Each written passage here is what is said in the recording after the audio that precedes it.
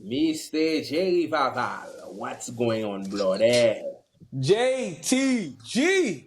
What up, what up, what up, what up? Let's welcome the people to the last episode of 2024 of Giant Fundamentals, the podcast dedicated to empowering men by tackling the vital issues of mental health. Man, what a year. What a year indeed. What a year indeed. Honestly, I still feel like I'm in 2023 going into 2024. It's crazy. It's the age. It really is, bro. It's true. Man, how is your mind? How is your body? How is your heart? What are you grateful for? This past Christmas was great. It was amazing, man. Just to see the kids have fun with their cousins and their friends and the sleepovers. You had those moments when you were a kid. It was always Mm-hmm. the best time of life when cousins come over and stuff like that, and that's where you create the memory. So I was thankful that I was able to have them experience that. Mm-hmm. But also for me, it was something to where I everything, and I said this before. Everything for me is like a checkpoint to see how far I've gone in my healing. Mm-hmm. And not something that I'd like, just not like I'm looking for. It's just I guess subconsciously I'm looking for that.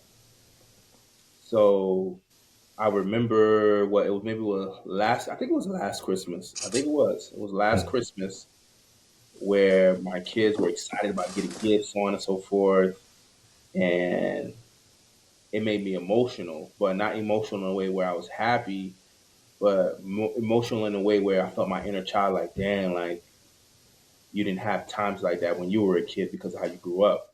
Mm.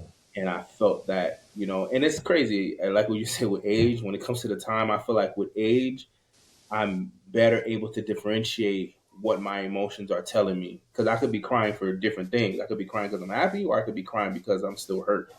Right. So I was able to differentiate that at that moment. And man, this time around, it was just excitement. It was like extreme excitement, anticipation, um, just leading up to the day of Christmas, buying different things and getting the house ready, so on and so forth. That's not something that I'm used to, Mm-hmm. but it was a good first. It was great. It was amazing. So my emotions this time were I was just happy. I was just excited. So I'm thankful for that. You said my body though. My body, I pulled my hamstring yesterday. Welcome to the club. Man, pulled a hamstring playing with the kids, man. Because what happened was we went for a walk as a family. Kids I started. The wife started racing Josiah, and Mm-hmm. then Vivian, she tried to play this game with me, so then I started running away from her. But I was straight at that point. I was like, okay, I'm good. But the way I was running very gingerly. I wasn't trying to like do too much. But then I was feeling myself, and everybody started racing, and I started last because I was gonna just pass everyone, and I passed Vivi, boom, right when I was about to pass the wife, poof, I heard poof. I said, oh shoot, yo, I heard it and I felt They said the snipers in the building. They shooting.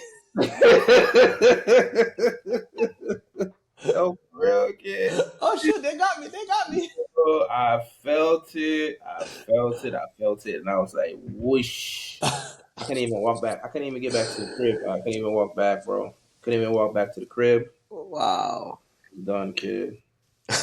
Crazy. But all in all, we here. We here. Hopefully next week I'll be good. Nah, for sure. I hope you heal quickly from your injury. We've all been there. But when you was talking about the Christmas, what I like you told me earlier this week was it was the best Christmas you ever had, Yeah. and how your energy, your vibrations was just resonating with everyone and everything around you. I think that was amazing to witness or to hear from your lips. You Yeah. know, so and it wasn't nothing like extravagant, right? It was just Yeah, it was enjoying simple. Yeah, being present, enjoying the simple things. exactly. Being present, enjoying the simple things. Yep. For sure. And this is something that I've been practicing, and that kind of leads me to my giant gratitude where I'm grateful that I'm no longer trying to convince people to choose differently. Mm, Like, it's a big one. yeah, over the last couple of months, there's a lot of people that we've known, that we've seen in our circle. I mean, even as a country, there's been a lot of major changes and shifts, and people are making decisions. And I think in the past, me being Haitian, the Vaval in me, when I saw someone make a decision I felt like wasn't right for their life, I would try to influence them or Yeah, change their mind. yeah, yeah, You know yeah. what I mean? And now I'm in a point where it's like, oh, that's what you want to do? Oh, if you like Yeah, it, I love it. exactly, you know? exactly. And I had to check my motives because I'm like, yo, because I love to look at other perspectives and to give people the other side of things. But I've come to a place where it's like now I'm selective because I think in the past I wanted to do it to show the person, kind of like manipulate them into a better choice or what Right, I feel is a better choice. right. Whereas now it's just information. Like it doesn't even matter what you choose or what you pick. If you want to hear another side, I can give it to you. But in the words of Sweet Mickey, I don't care.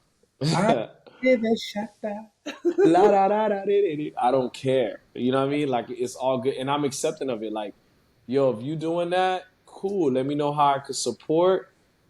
What you eat. Don't make me shit. That's a good one. I'm good. So that also allows my mind to be clear, which it Yep. has been. I've been very present. My body feels good. Spending less and less time away from the phone, Mm, and just life has just been really good. And that's something that I want us to remember is this year and these times where things are just really everything is just happy. That's just the feeling that I have because there's so many times where negative emotions can make you feel like, damn, nothing's going right, and you can't even remember the last time that you're happy. hmm Yeah, it's true, man. And I think when you say that, I think a lot of people have a challenge remembering times that were happy or happier times for them. They mainly remember the negative is because their expectation level is on negative things happening. It's like I think it's connected to the victim's mindset. To be honest with you, Mm-hmm. you're always looking for something to go wrong, or you can only remember the things that didn't go right, or that is the bulk of your memory. I think it's just a testament to where your compass is pointing at. Mm. Versus when you are going through the ups and downs of life, but then when you look at all of it, you be like, yo, this was good. It was a good time. It was a good year. It just shows where your compass is pointed at. At the end of the day, that's how I look at it. Yeah, if it's always at the North Pole, it doesn't matter. You're gonna get to that North Pole, Exactly. Yep. right? Yep. Talk about up and downs, and I forgot to check in with you, but turn us up with the M&Ms this week, the mental health music. Yeah. Yeah. I was actually, you saw I was looking down. I was actually looking for one. Oh, okay, that's good. That's good. Yeah. I was trying to remember. I just go to my playlist and my songs. Like, oh yeah, I've been listening to this song a lot. So I don't know. I did send it to you. I don't know if you got a chance to really look at it. Um, it's called well, it's Kendrick Lamar. It's his newest album, latest album, Man at the Garden. Oh yes, you did. I remember listening to it. That Yeah. right there, I feel like it's a Negro spiritual. Oh my God. Mm-hmm. It was. I just read a couple of lines from it. It says, "Twice emotional stability, of sound body and tranquility. I deserve it all. Like minds and less enemies. Stock investments, more entities. I deserve it all. VVS, white diamonds, GNX with the seat back reclining. Bitch, I deserve it all. Put my put my homes on the beachfront, flying private. What you eat for lunch? I deserve it all. The respect and the accolades. Lapping on the island, watching Castaway. I deserve it all. Yeah, Damn. yeah. I mean, I know people didn't like it, but Drake he was right when he said Kendrick rap like he trying to feed his slaves because it's very empowering. Yeah, it's true. It's very true. It's very true. It's like he's with that song. It's like it's just saying like, yo, don't get it twisted. Hmm. Like you are a child of a king. You deserve it all. Like Anything Yes. that you want in life, you deserve it. It doesn't matter what happened in the past. It doesn't matter what they did to you. It doesn't matter what hand you got when you were born. It doesn't matter. You deserve it all. Because once you can have that in your psyche, once it is in your subconscious, then you're going to create a life as if you deserve it all. And I think a lot of us don't recognize that. Many of us, we started, talking about black people. We started behind the eight ball, so a lot of us Hmm. don't recognize that. When you have your challenges at work and you feel as if, man, you deserve more, you deserve a raise, but you're afraid that if you actually gonna get fired, nah, you're not in that I deserve it all mindset. Hmm. You should know, like, hey, I'm gonna ask for this raise, and I know I deserve it because I've done X, Y, and Z. I've gone above and beyond. Okay, I'm gonna ask for it, and if they don't give it to me, it is what it is. I'm gonna go start looking for another job because I'm gonna get it from somewhere. I deserve this. Right? Correct. And Yeah. and I think it has a lot to do with what you said, your compass, Yeah. right? Because if you always that compass is always north, you know you deserve it all, right? You know that this is what you're worth. A lot of our insecurities come from us feeling like we don't deserve Hmm. all those things. Hmm. And like you said, you at this job and you deserve a higher pay. So start acting like you already got it. Exactly. Do what you would have done. And I'm talking to our black people because, hey, we know, oh, I deserve more pay, but you coming in an hour late every day. Or you're not willing to step up to the plate on a project or some sort of something that's out of your comfort zone or out of your job task. You're not stepping up to the plate to take initiative to do that. You just want to stay in the corner. It's like, no, that's not someone that's acting as if they deserve it all. Because they don't realize that when you step out of your box, even if you're trying something that you're not used to, you're adding more than the regular. You're really producing value. Exactly. So now your boss can come and say, "I will pay you more because your production, Yeah. what you've been doing, is worth more."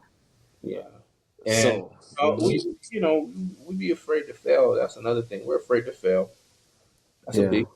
We're afraid to fail. And it's such a conundrum. Hmm. 'Cause your comfort zone can feel comfortable and uncomfortable in the same breath. Hmm. It can feel comfortable because that's what you're used to, but in the same breath, it can feel uncomfortable because you want more out of life and you realize that your comfort zone is holding you back from getting more. So that's what's making you uncomfortable. It makes you want to step out, but in the same breath, when you think about stepping out, you just stay in that comfort zone. And it's like this is this cycle that just keeps going around and round and round, and you're not realizing that, you got to get out of the comfort zone if you want more. You got to step out. And sometimes we think we got to step out big. Nah, just an inch. Hmm. Gradually get used to being out of the comfort zone. And it's just little things such as saying hi to someone on the street. You're into someone that don't really like to talk to people. Just something as simple as that, saying hi. Hmm. And see what that feels like. Maybe the person just, in South Florida, you say hi to people. They just they don't even look at you. They just keep walking. G Right? friendly. Right. Right. You just feel what you need to feel in that moment. Be like, okay, was it that bad? Nah. Hmm. Those little exercises right there help you to get out of your comfort zone more and be accustomed to, putting yourself out there and not allowing the feeling of rejection to hold you back and make you go back into your little comfort box. Sound like shameless plug, but negative feedback loop. Go back and check out that episode. let me a- Yeah. let me let me ask you about that. Is something that came to mind is the fear of failing, but how much of that is that black and white thinking that we have because somehow we associate failure with being unsafe? Yeah. So for people who don't know what black and white thinking is, black and white thinking is a cognitive distortion where you look at life so rigidly, Mm-hmm. where it's either black or white, or you say A plus B equals C because she went over there, that made her to meet this guy, and this is why she got raped, right? This is what we do, Mm-hmm. ABC type thinking, that black and white thinking, right? Well, I didn't do well on my math test. I got a D on my math test. That means I'm bad at math. Mm, That's overgeneralization too, and that's also hmm. black and white thinking. So the reason why a lot of us do the black and white thinking, that's what you were asking me? Yeah, yeah. Like, Yeah, because I feel like that black and white thinking is aids us in not wanting to fail. right, right. To be honest with you, we call these things cognitive distortions, like what black and white thing is one of them, overgeneralization, catastrophizing, all of those things, and there's more of them, and I'll put a link of it in the show notes and also in the emailing list. Y'all be able to see the link of what cognitive distortions are. But I believe cognitive distortions are primitive thought patterns. When I Mm, mean primitive, I mean this is how a child thinks. Because think about it. Look at your kids. As you see them grow up, they have that way of thinking, oh, you always say no to me when I ask you to go outside. That's a cognitive distortion, mm, right? But kids always use those definitive words like, oh, you always let me, or you always, or you never let me, hmm. or it's, what's another one good? I'm trying to think of ones that my kids tell me. Um, like I would talk to one of my kids, and let's say they didn't do good in one of their tests in school. They're like, Hmm. "Oh, the teacher's gonna be mad at me," and I'm like, "Whoa, like, because you didn't get a good grade on your test, you think the teacher's gonna be mad at you?" Yeah. So for me, I feel like that's very extreme. I'm like, "Why do you think that?" And that's where the catastrophizing coming in comes in. It's like, oh, because I she studied with us for so long, and then she gave us extra work, and on the extra work, I didn't do well, and then and that's what that snowball of catastrophizing is getting bigger and bigger until it becomes an avalanche. Those are the Mm, things that kids do. That's why I believe that those are primitive ways of thinking. And what happens is when a person goes from childhood to adolescence, the primitive thinking is supposed to evolve. hmm. Now you're supposed to start thinking like a preteen, a teenager, okay? Right. But even then, it gets very convoluted because when you're a teenager, the hormones, the emotions, and all these different things come about. So it's still, yeah, it's still, the way of the patterns, the thought patterns are still not fully developed. But then when you get into the adult stage, that's Hmm. when you recognize, okay, yeah, just because I came to work late one time, it doesn't mean I'm going to get fired. It doesn't mean they're looking at me as a lazy employee. But a kid will process that as, oh, now I'm going to get fired because I came late one time. You've been at the job for 5 years, one time, and you think, oh, your whole reputation is in the dumpster. Right. That's a cognitive distortion. And a lot of us, because we didn't have that guidance in terms of like how we're perceiving the world, because it's literally an adult is supposed to help you understand what's going on at the time. Perfect example. I don't remember you remember that clip. It was a clip that came out maybe 3, 4 years ago where LeBron and the youngest son, I think the youngest son, he messed up in the game. They lost the game or something like that. And you Hmm. see LeBron going to the son, and he's like, yo, relax, man. Like, you remember that? You grabbed that rebound at that point. You grabbed that rebound. That was a very pivotal point in the game. You kicked it up ahead for a layup. That was crucial. Then you did this and that. And so he's pointing out to his son, like, yo, you did great. But his son at the time was so down on himself. So Right. what LeBron was doing at that time, he was programming his son's perspective. I'm like, yo, yeah, I lost, but I'm not a loser because I made winning plays. Like, just because I Mm, lose doesn't mean I'm a loser. I'm still a winner. It's just the end result wasn't up to me. This is just what the end result was at the end of the day. So now, yeah. if the adult is not there, imagine if a coach, an adult, a parent is not there. It was Bryce at the time. Yeah, it was Bryce. If he was not there Mm, to go through that with him and to go through those steps, he's gonna end up thinking, "Yo, I'm a loser," and he's not able to see the nuances of what happened in the middle to make him, right. "Yo, I'm a winner. I did all the winning things. It's just that this just wasn't my time." All And right. a lot of us as adults, we didn't have our parents. We didn't have that guide to help us sharpen our perspective to see, like, yeah, just because you failed this test, it doesn't mean you're a failure. Mm-hmm. It's just showing that you got work to do. Now you just look at the test that you failed, you isolate it, and you say, what is it that I need to do to get better so I can get a better grade? So you're just using the failure, you're using the mistake, you're using it as data instead of using it as a definitive mark on your life that, yo, I'm just a failure. Right. Well, I mean, with that being said, and the new year is a couple days away, a lot of people want to win next year, right? I think 2025 is everybody. Well, I feel like we hear it every year, but they're trying to, you know what I'm saying? It's the come up year, right? And Yeah. I want you to talk about basically how to step into the new year with the right frame of mind to accomplish your goals in 2025. Because I feel like a lot of us have that black and white thinking where if we don't accomplish all our goals, the year wasn't successful. Yeah. And from personal experience, I had 5 or 6 goals at the beginning of 2024. I Mm. only accomplished one. And that was the most important one. It That's was the most important one, kid. I didn't know. I just looked at my notebook last week and I was like, oh, but that one yeah. count for all 5. Yes, exactly, man. Exactly. Yep. Man, that's a great question that you asked. Personally, I'm out to, we go 7 layers deep on the Giant Fundamentals podcast. You Let's know what I go. mean? So I'm gonna take it to a place where people don't normally take it, and Mm-hmm. that's the best way to step into the new year. I think what your number one goal needs to be in order for you to manage your expectations effectively is to focus on growth. Mm-hmm. Focus on internal. I was gonna say eternal. Well, I'm not preaching. Focus on internal growth. And what I mean by internal growth, I mean when challenging things happen, Mm-hmm. when or if these things, if you lose a job, if your child makes a decision that you know is not going to be right for them in the long term, Mm-hmm.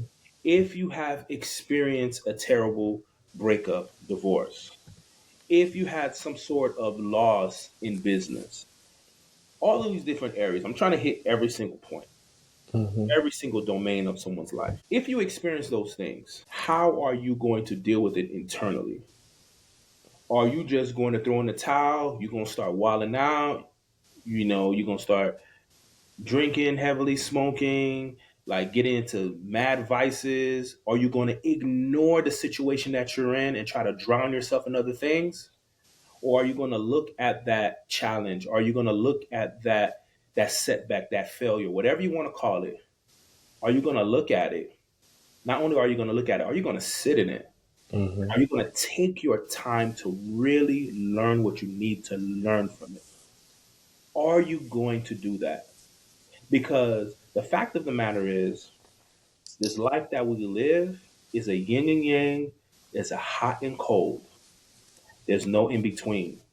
And what Mm-hmm. I mean by that is you're going to have highs and you're going to have lows. And everyone's highs and lows are different. Yeah. But we can all respond to the highs and lows the same way. And let me just say, really, the lows, because we always respond to the highs way, I right? get high, high, high. When it comes to the lows, we don't really know how to sit in it and deal with it. Mm-hmm. We try to run away from it in some shape, way, or form. And what we don't recognize is that we're running away from it. Not only are we running away from growth, but we're running to the same thing repeating itself again in our lives. So I would say that has to be the number one thing. So, One thing going into the new year's, setting your expectations appropriately is focusing on growth. so let me ask you from your personal experience, how's that journey been for you setting your goals from when you were younger, from the earliest that you can remember to now? How has it changed? Oh man, it honestly, man, it has changed a lot, but I want to say it has changed a lot in this last year and a half, to be Oh, real with wow. you. Yeah, like I was operating in a very unrealistic way. So there's something that I teach my clients about expectations. Mm-hmm. There's several types of expectations. There is the realistic expectations, Mm-hmm. Then there's the unrealistic expectations. Then we have the unmet expectations. We have the met expectations. And I feel like I'm missing another one.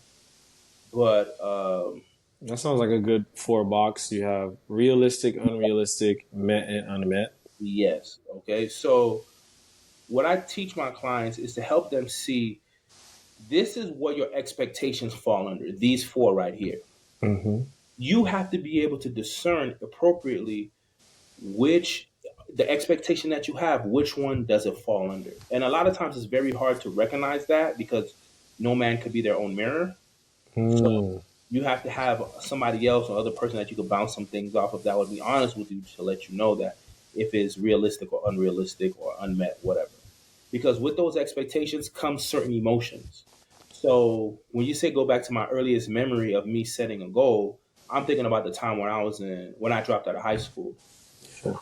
and my grandmother bought me a car so I can go back to school.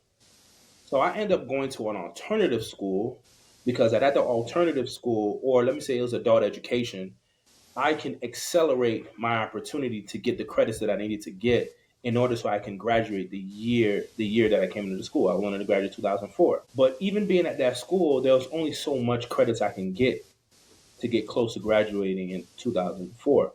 Which is the appropriate time you would have graduated if you never dropped out. It's right. You're right. Mm-hmm. Exactly. So I said to myself, you know what? I'm gonna go to night school as well. So I was going to day school full time and I was going to night school full time. Mind you, both of these schools they were near one another. So once I got out of the day school, Mm-hmm. bus was the bus that would take me, the metro bus that would take me to the night school campus.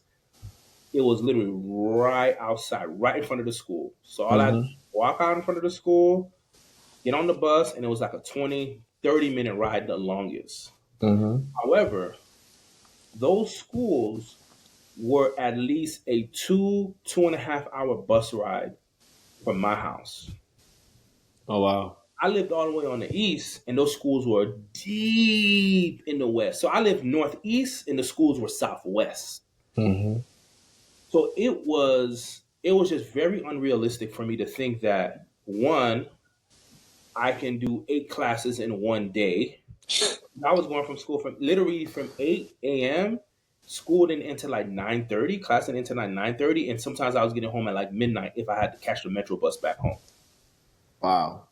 So I literally set myself up for failure. I wasn't able to keep up with that. I was going to class sleeping. It just didn't make any sense. I had no guidance, and I was just so stuck on wanting to graduate 2004. I should have just said, "Hey, look, it doesn't matter. I graduate as long as I graduate. That's all that matters." But I didn't Mm-hmm. have anyone to tell me that. I didn't have anyone to walk me through that. So You I know ended what? up setting up supremely terrible. Like that was a terrible, unrealistic expectation, big time, which became an unmet expectation as well because I didn't meet it. And let me interject right there. Because of that decision, externally now, people see you falling asleep in class, maybe you're running late, and they Yeah, think, "Oh, this is why he dropped out." right. Not understand black and white thinking, Yeah, not understanding the nuance of what was going on and why you chose what you chose. yeah, exactly. And that's why I think that quote I will never forget in Seven Habits of Highly Effective People by Stephen Covey. He said, "Diagnose before you prescribe." Mm. A lot of us do. Like you said, like people probably see me sleeping in class. They be like, "Oh man, he not serious. Oh, he just coming to sleep in class." But no one asks me any questions. Like, "Yo, what's up? Like, you good? I see. Like, everything okay at home? Or I see you come. You always look tired. Everything okay?" Nobody's there to ask me any questions, and that's what we do all the time is what we do is we always say, especially we love doing it with celebrities big time. We hear one little information about them, like, oh, you see, that's why they da, da, da, da, and this and that, and then this whole narrative that's created about them. But we never really sat down with that person to see why they did what they did. We never sat down to see what was going on with them. We just go Mhm. into that accusatory form, and then we just start prescribing, like, oh yeah, it's because they da da da da. Da. So Yeah, 100%. So when you talked about those expectations, something that comes to mind is how matching your goals with your core values, right? Because I feel like a lot of our expectations are unmet, and Well, let me back up because so many things are running through my mind. Mm-hmm. I think a comparison is part of this too. Uh-huh. So a lot of times we compare our life to other people, so we start to match our goals to their goals, Yeah. and we don't even know if they're our goals. So Yeah. talk a little bit about that comparison and how we can kind of correct Yeah. our expectations by matching our goals to our actual values. And that's amazing. That right there, what you just mentioned, is amazing. And I feel as if it's amazing because that's something I'm actively experiencing right now. Mm, Because, like I mentioned to you, we're setting our goals for the company the way that we want to set them. right, That's what we talk about the comparison. In times past, I got to do this, that, that. I got to make this, that, right? Based off of what you hear people saying, what you see people doing. right. So now I'm in a space where I'm like, I want to be able to create passive income for the company. Because right now it's just me. If I don't speak, if I don't see clients, JTG doesn't make any money. Right. So now I'm like, okay, I want to step into the next step, and I want to be able to create passive income. And instinctually, it's like, oh, yeah, because somebody told me this. Hey, oh man, do one to many. Like, get a bunch of guys in your program and charge them X amount of dollars, da da da, so on and so forth. And I'm like, you know what? I started executing that, but then it just didn't feel right for me. Mm-hmm. That price point didn't feel right for me. So I'm taking a step back. I'm like, well, that's not something that I necessarily want to do right now. What Mm-hmm. I want to do is be able to create passive income. So now they're telling me, hey, you should do this and that, charge this and that, whatever, whatever. And I'm like, again, that sounds great, but I'm like, no, I want to be able to do it this way. Mm-hmm. I want to be able to really build up our fan base, FAM, build up Mm-hmm. our fan base through the emailing list. Like I see people, every client that I get, every mail that I get, they're on the emailing list. And for those of you listening right now, listen, guys, get on the emailing list, subscribe to it, go to the website. I'll put the link in the show notes. But it's very important for you guys to subscribe because the emailing list is listen, that's where you're going to get a lot of the therapy, to be honest with you. That's where you're going to get a lot of coaching on how to maneuver in your relationships, in your careers. Like the podcast is just a place where we're using it as to just get the message out. But the emailing list is where it's really a lot of things. You're going to get a lot of things. If you listen to our episode, do you think this is good? The emailing list is going to supersede this. It's just going to add more to what we're doing now. So listen, if you're listening, get on the emailing list, please. And it's free. Right, exactly. It's free. So I'm focusing on building up the emailing list, and I'm focusing on putting out products that connect to my audience, not just Mm. putting a price point on things just to put a price point because I'm an expert. I paid X amount of dollars to do this and that and that. I feel that I get all of that, and I'll get there one day.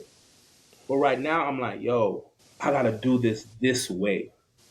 So to circle everything back, it's like a lot of us are making goals not based off our value, not based off of our current situation, not based off of what we really want, but we're creating goals and we're making goals based off of what everybody else is quote unquote doing. Because everybody's not doing it for real.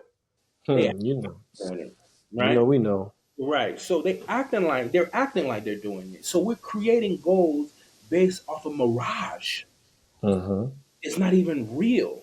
It's Mm-hmm. probably like maybe like 2% of the people that are really doing it, they're doing it for real. After that, the other 98%, they're posing. And Yeah. you're creating goals, you're making goals, doing all these vision board stuff based off mirage. And the only way you're gonna really know what's for you is if you know who you are, your sense of self. And that's also a topic I want to talk about going into the new year, or when we get into the new year, man, that sense of self and how trauma impacts it. But I think that's a lot of us, we don't really know who we are for real. So we're creating goals and we're putting expectations on ourselves. That's not for us. And then when we don't meet them, we feel bad. And we don't Yeah. realize we're feeling bad for no reason because that's not even what you really want for real. 100%. And you definitely triggered me when we talk about the mirage that we put on the vision boards, because I built a couple of vision boards and it wasn't even things that I liked. Yeah. It was like, yeah, big house, big Yeah. car. And I was like, that's not Yeah. even what I want. So I had to start over and said, let me make a vision board of what I value, Mm-hmm. right? As a reminder, something to look at to be like, yo, I like J. Cole as an artist. I like this philosophy from Aristotle. I like this particular picture of my family, Yeah. which gives me, it creates my why in Mm-hmm. what I do and everything that I do. Mm-hmm. So that mirage in the vision board is very important. And for the people that's not listening, I said mirage, not the Nicki Minaj that you put on your vision board. But anyway, so They got the it, Nicki Minaj body, and that's it not even. got the body. You want to get the Is Nicki Minaj body, but that ain't her body for real. it is exactly. So if you could like kind of end us off with like what you see is the link between mental health, stress, and goals. Mm. Is exactly what we just said. Mm-hmm. You make these goals that are not yours, which create these expectations that you can't meet and or that are unrealistic. And then after that, when that happens, you feel like a terrible person. You feel like a failure. You feel like a loser. And it's not really because we didn't meet our goals. Mm-hmm. It's really because we didn't meet other people's goals. Because we're so concerned about what other people think about us. We Mm-hmm. are deathly concerned about what other people think about us. So we don't even recognize that the goals that we're creating are not ours and we don't meet them. And then when we don't meet those goals, when they're unmet goals, unmet expectations produce emotions. Mm-hmm. They produce a certain emotion. Every experience, well, let me say this, every expectation that we have creates an experience. Every experience that we have create emotions. That's that Mm-hmm. energy, right? So if you're starting off with expecting things from yourself that are unrealistic, that are not even yours, Mm-hmm. you're going to create an experience that you don't like and you can't learn from it because you never wanted it. Mm-hmm. And then you have those emotions of feeling ashamed, you feeling guilty, you feeling like a loser, which cause mental health issues. That's how you end up being depressed. You end up not able to, just be present.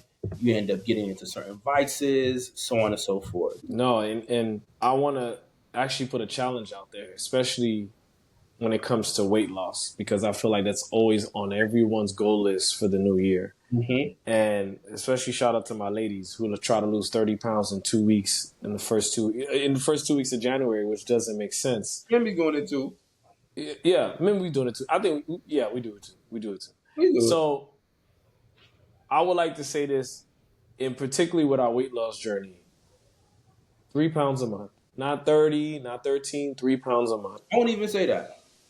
I wouldn't even say that. Let's take it deep. Mm-hmm. Take it deeper. Let's take it deeper because this is exactly what I'm doing. Focus on how many times you're gonna go to the gym a week. Mm. If you say you're gonna go 5 times a week, go 5 times a week. If you say you're gonna go 3 times a week, go just keep going. Mm-hmm. And the same with eating. If you say you want to lose weight, let's not focus on losing the weight. Let's focus on, can I eat a salad a day? Mm. Salad with a meal. Let's focus more on activity. And that's a problem that a lot of us have. We keep looking at numbers, and I'm preaching to myself. It's like you keep looking at the scale, looking at the scale, looking at the scale. No, it's actually I learned over time is that the scale is not even a great indicator if you're losing weight because you got to check the inches around your waist because you may not you may be the same weight, but you may have lost inches in your weight and you may have gained muscle. Exactly. So let's just focus on the activity then. Mm-hmm. If you say, oh man, this part of my body's flabby or my triceps flabby, all right, focus more on tricep exercises. That's it. Yeah, that's it. That's Yep. it. Like instead of us looking at numbers, let's not look at numbers. Let's focus on the activity because the activity, those are habits. And then Mm-hmm. habits create a lifestyle, they create a way of living. So then you will never have a problem with weight loss. Mm. Do you have anything you want to kind of end us off with from this year, from all the podcast episodes we had? Any last remarks for 2024? Man, 2024, I would say this. I know for a lot of us, it was a up and down year. So many things have happened. So many things have happened. We've lost jobs. We've lost loved ones. Some of us have brought kids into the world. Man, some of us have made some good money. Some of us lost some good money. Some of us lost friendships, relationships, divorce, whatever it is, right? We've all we've all been through the roller coaster this whole year. Some of us just never even were on a roller coaster ride. It was just all down. That's how some people will see it. They'll be like, nothing really good happened. And that's your experience. Some people are on a high all year. But no Mm-hmm. matter what would say that your 2024 was like, let's focus on making 2025 better. It doesn't even have to be a dramatic better, just an inch better, just in Mm-hmm. the way that you deal with challenges. That's really my biggest thing. Like the way that I see that we deal as with challenges as a people is disheartening, it's deflating. Yeah. Listen, you have a good life. You may not be able to recognize it, and I can say this because I've been to third world countries and I've slept with these people in tents for six weeks to 2 months, and I'm like, yo, we got it freaking good in America. Mm-hmm. I don't care who's the president. I don't Mm-hmm. care what's going on. We Mm-hmm. have great lives in America. Let's stop comparing ourselves to other people and let's focus on all the goodness that we have in our lives. It may have been a challenging year, but even in the midst of that challenging year, I will challenge every single person that's listening to this right now. Before you create any vision board, before you create any goals for the new year, sit down and write down all the good things that happened this year. Mm-hmm. You're still breathing. If you never had to go to the hospital, that's like, yo, you're still walking. Mm-hmm.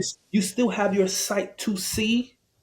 Your kids are in good health. Nothing bad came of them, or nothing traumatic happened. Your job may be trash, but hey, you're still employed.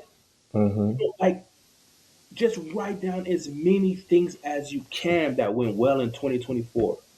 Yeah. Let's not go into 2025 trying to erase 2024. That's Mm. that is impossible. We're always going to take what happened from the last year into the new year.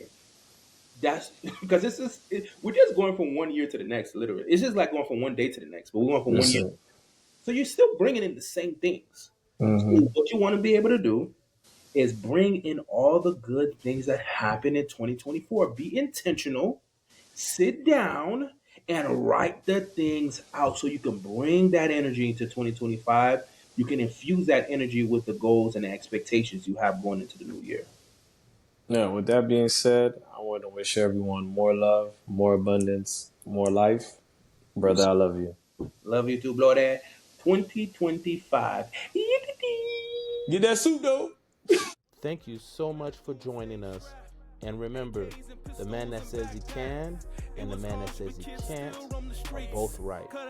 Which one are you? Street cred was a major priority, and no respect for any authority. If you love school, you were in the minority. Can't be yourself, only way was conformity. In the dark, I prayed.